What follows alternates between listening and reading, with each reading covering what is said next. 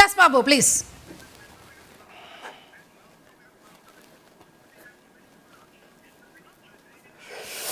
അതായത് നെഹ്റുവിൻ്റെ നേതൃത്വത്തിൽ തുടങ്ങി ഇവരിങ്ങനെ നീണ്ടകാലം ഭരിച്ചതുകൊണ്ടാണ് ഈ കഴിഞ്ഞ 10 വർഷം കൊണ്ട് ഭാരതീയ ജനതാ പാർട്ടിയുടെ ബഹുമാനായിട്ടുള്ള ശ്രീ നരേന്ദ്രമോദിയുടെ നേതൃത്വത്തിലുള്ള സർക്കാരിനെ 12 കോടിയിലേറെ ശൗചാലയങ്ങൾ, മനസ്സിലാക്കണം, 12 കോടിയിലേറെ ശൗചാലയങ്ങൾ നിർമ്മിക്കേണ്ടി വന്നത്.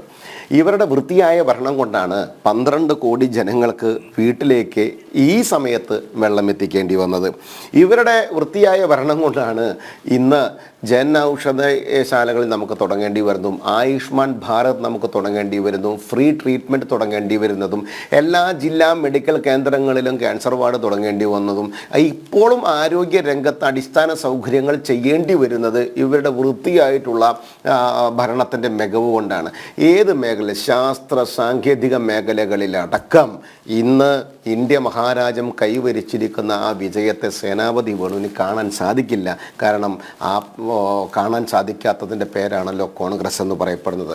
രാഹുൽ എന്ന് പറയപ്പെടുന്ന വ്യക്തിയുടെ കീഴിലുള്ള വ്യക്തിയല്ലേ, അങ്ങനെയൊക്കെ കാണാൻ പറ്റുള്ളൂ. ഞാനൊരു സംശയം ചോദിക്കട്ടെ. കൃഷി, അദ്ദേഹം വലിയ കർഷക സ്നേഹം പറഞ്ഞല്ലോ. സർ, ഞാനും അങ്ങയും ഇരിക്കുന്ന ഈ കേരളത്തിൽ, ഞാനും അങ്ങയും ഇരിക്കുന്ന ഒരു കേരളത്തിലെ കാര്യം പറഞ്ഞ് അങ്ങ് പറഞ്ഞ മറ്റു കാര്യങ്ങളിലേക്ക് വരാം. 2009, 2010 ഇവിടെ BJP ഭരിച്ചിട്ടില്ലല്ലോ അല്ലേ സംസ്ഥാനം, അത് അങ്ങേക്ക് ഉറപ്പുള്ള കാര്യമാണല്ലോ. 2009, 2010 ₹2.50 സ്റ്റേറ്റ് ഷെയർ. 2 രൂപ 50 പൈസയാണ് സ്റ്റേറ്റ് ഷെയർ. 9 രൂപ 50 പൈസയാണ് നെല്ലിന് സെൻട്രൽ ഷെയർ 2009, 2010. അവിടുന്ന് 2024, 2025 ആവുമ്പോൾ സ്റ്റേറ്റ് ഷെയർ എന്ന് പറയപ്പെടുന്നത് ₹5.20 ആയിട്ടുള്ളൂ. ഇപ്പോഴും സെൻട്രൽ ഷെയർ എത്രയാ? 23 രൂപയാ. 9 രൂപ 50 പൈസയിൽ നിന്ന് 23 രൂപയായി സെൻട്രൽ ഷെയർ കൂട്ടുമ്പോൾ സ്റ്റേറ്റ് ഷെയർ അല്ലല്ല സ്റ്റേറ്റ് നിക്ക് സാറേ പൈസയാക്കാനേ നിങ്ങൾ സാധിച്ചുള്ളൂ എങ്കിൽ ഭരണപക്ഷത്ത് കേരളത്തിൽ ഇരുന്നല്ലോ അല്ലേ, പ്രതിപക്ഷത്ത് കേരളത്തിൽ ഇരുന്നല്ലോ അല്ലേ.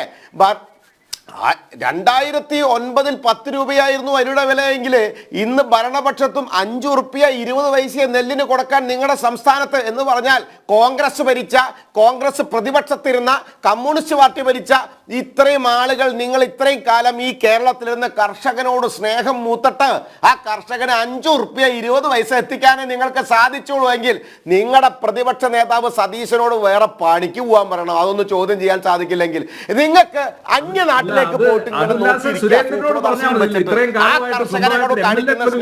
സ്വന്തം മണ്ണിലെ കർഷകരോട് കാണിക്കാനുള്ള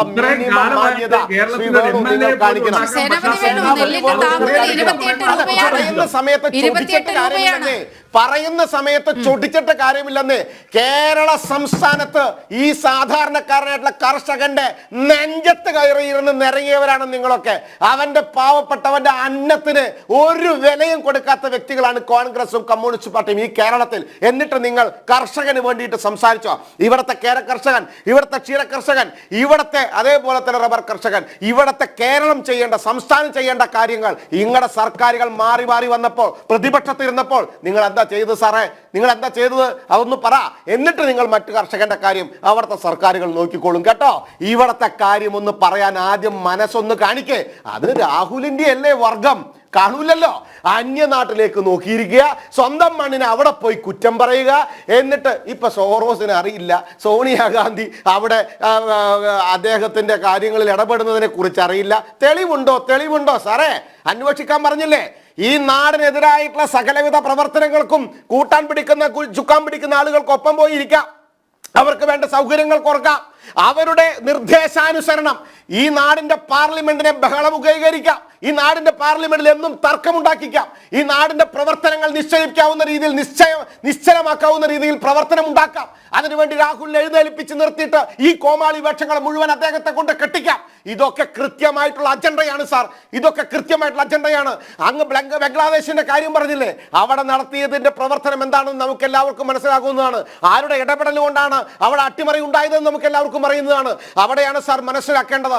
ഇന്ത്യ മഹാരാജ്യം നിങ്ങളൊക്കെ എത്ര കാലം പണിയെടുത്താലും, എത്ര കൊല്ലം തുരങ്കം വെച്ചാലും ഈ നരേന്ദ്രമോദിയുടെ നേതൃത്വത്തിൽ, BJPയുടെ നേതൃത്വത്തിലുള്ള കേന്ദ്രത്തിന്റെ സർക്കാരിനെ തൊടാൻ സാധിക്കില്ല സാർ. കാരണം എന്താ അറിയോ, നല്ല പ്രാപ്തിയും നല്ല കാര്യഗൗരവവും ഈ ജനങ്ങളോട് ഉത്തരവാദിത്തവും ഈ സമൂഹത്തിനോട് ബാധ്യതയും ആ സമൂഹത്തിനോടുള്ള ബാധ്യത കൃത്യമായി നടപ്പിലാക്കാനുള്ള ആഗ്രഹവും അതേപോലെ തന്നെ അർപ്പണവുമുള്ള ഒരു സർക്കാരാ.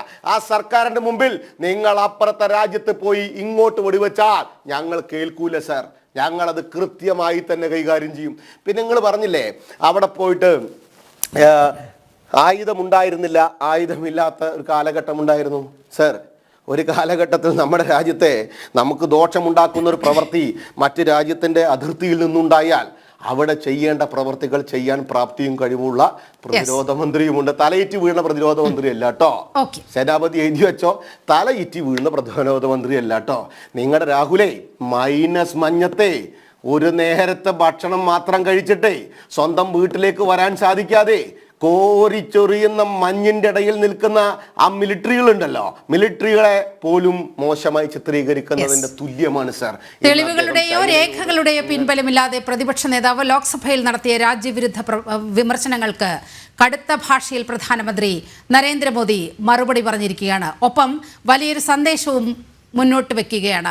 അങ്ങ് ബംഗ്ലാദേശിൽ കാണിച്ചതുപോലെ അലക്സ് സോറോസിനെ ഉപയോഗിച്ച് ഈ രാജ്യത്തെ അസ്ഥിരപ്പെടുത്താൻ ആരെങ്കിലും ശ്രമിക്കുന്നുണ്ടെങ്കിൽ അത് ഒരു തരത്തിലും ഭാരതം അംഗീകരിക്കില്ല. പഴയ ഭാരതമല്ല ഇതെന്ന് ഉറക്കെ പ്രഖ്യാപിക്കുകയാണ് പ്രധാനമന്ത്രി നരേന്ദ്രമോദി ഇന്ന് ലോക്സഭയിൽ നടത്തിയത്.